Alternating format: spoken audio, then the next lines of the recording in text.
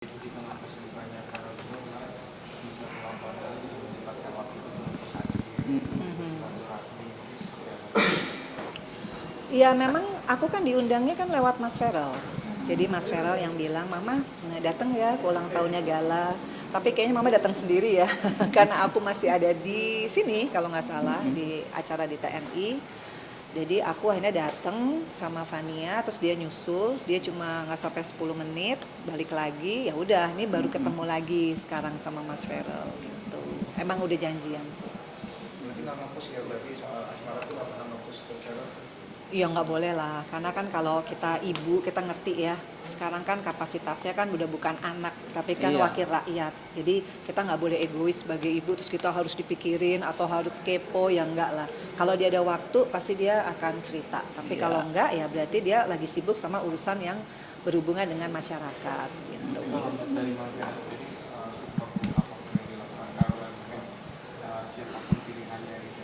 Oh iya, yang pasti didoakan mudah-mudahan dapat jodoh yang dari Allah yang bisa bikin Feral itu jadi orang yang istiqomah di jalan Allah. Itu yang paling penting karena kan jodoh itu kan harus di dunia dan di akhirat. Tapi kembali lagi kalau ibu nggak bisa mengintervensi ya siapa jodohnya, tapi kalau kita doakan sebagai ibu insya Allah nanti Allah yang kasih. Cuma Mas Feral ya harus juga doa sendiri ya. Kan kita nggak tahu ya Mas siapa gitu. Tapi kita support lah siapapun jodohnya. Tapi kalau Mas Teten pertemanan Carol dengan Uti sendiri menurut Mas ketemu support nggak? Oh pasti dong, kan aku juga udah sering ketemu ya sama Uti, sama Oma Gala, sama Opa Gala, sama Galanya gitu. Jadi buat aku kita nih ketemu sama keluarga yang baik. Yang pasti aku respect sama keluarga mereka dan juga Uti juga pekerja keras. Kebetulan Mas Feral juga pekerja keras. Jadi kita doakan pokoknya yang terbaik ya. Gitu. Kita nggak pernah tahu Mas. Mesti nanya sama Mas Dewan ya. Mas Dewan. Nah kalau Dewan ada di itu rumah. Dewan Atala. Tapi melihat fansnya yang mensupport seperti Oh iya, itu fans-fansnya luar biasa sih, solid banget. solid Aku juga ya. terima kasih sering ngirimin kita makanan ya Ma. Jadi begitu solid dan aku yakin kalau makin banyak orang yang mendoakan Mas Feral, Uti ataupun kita keluarga-keluarga ini kita berterima kasih ya karena kan doa yang baik akan kembali baik ke kita. Makanya ini kan generasi Z sama generasi milenial banyak banget yang menduduki posisi-posisi di DPR, Iya. DPRD juga apalagi di tingkat pertama menjadi Pak RT dulu sebagai Oh generasi. iya, Mas hebat. sendiri mau apa yang- Itu yang harus ada di Indonesia. Regenerasi sebagai generasi muda sebagai agent of change. Aku yang selalu bilang sama Mas Feral, sayang kalau punya kesempatan tidak dipergunakan dan saya nggak nyangka sih. Karena kesempatan itu diberikan Mas Feral di usia 28 tahun, di bawah 30 tahun. Artinya ya kalau udah kecemplung di dunia politik kamu harus jadi beneran. Pertama intelektualitasnya, kemudian elektabilitasnya dan dia kuliah lagi kan sekarang. Jadi menurut aku dia akan belajar ya proses panjang ini mudah-mudahan dia bisa jadi pemimpin dan aku selalu doain karena aku tahu dia memang orangnya idealis. Dan aku pesan nih buat anak-anak muda kalau mau lebih idealis harus masuk sebagai decision maker.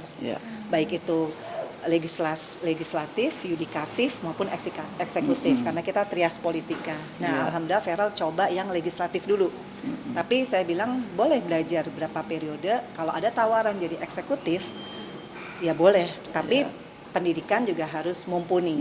Nah itu dia harus ngejar ya S1, S2, ya insya Allah lah. Perpaduan antara sekolah dengan pengalaman politik, politik praktis itu penting banget buat anak muda.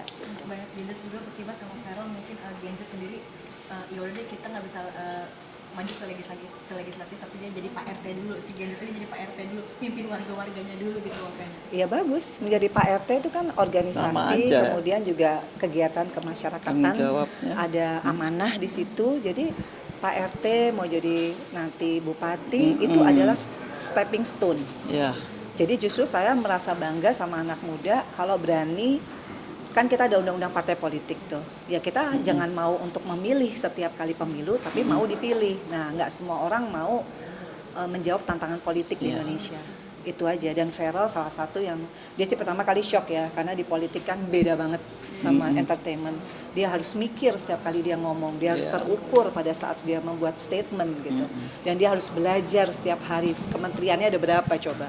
Itu dia nggak ada waktu untuk bermain sebetulnya. Makanya kalau dia mutusin bahwa oh soal asmara mungkin belum menjadi prioritas, saya ngerti karena ini challenge, ini kan dunia baru, challenge banget. Tapi kalau dia bisa melalui ini, insya Allah dia bisa jadi pemimpin ya, gitu, yang amanah.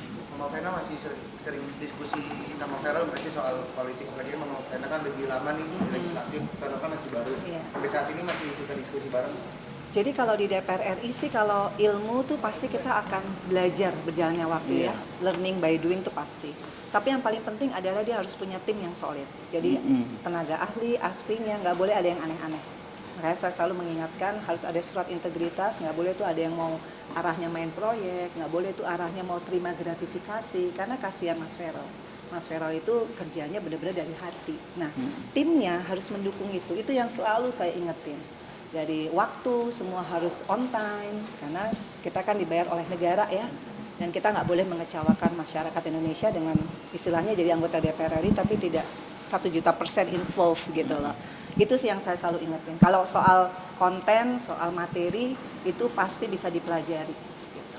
Tapi dari Feral sendiri pernah ada keluar nggak sih dari dunia politik itu dan akhirnya menanyakan bagaimana masukannya dari Paling, Mama ini TA enaknya gimana nih? Karena kan kita biasa kalau soal budgeting ya di DPR RI itu harus orang yang ngerti RKAKL, orang yang biasa finance gitu. Jadi saya suka kasih saran tentang TA mana yang cocok di materi-materi rapat tertentu gitu. Apalagi kalau kita ngomongin budgeting.